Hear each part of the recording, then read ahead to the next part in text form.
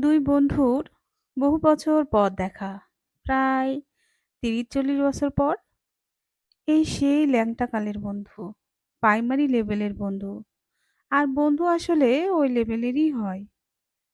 আরে সেই কোলাকুলি, গলাগলি করে কত কথা। তারপরেও দুজনের কথা শেষ হয় না। অবশেষে দুজন রেস্টুরেন্টে নাস্তা করলো। তারপরেও কথা শেষ হয় না। প্রথম বন্ধু দ্বিতীয় বন্ধুকে বলল, হ্যাঁ রে, আমরা ছোটকালে কত কি ভাবতাম, তোর কোনো একটাও স্বাদ কি পূর্ণ হয়েছে? দ্বিতীয় বন্ধু বলছে, হবে না মানে? অবশ্যই হয়েছে।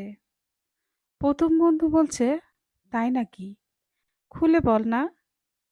তো দ্বিতীয় বন্ধু বলছে, স্কুলে পড়া পারতাম না বলে টিচার চুল ধরে হ্যাঁচকা টান দিত।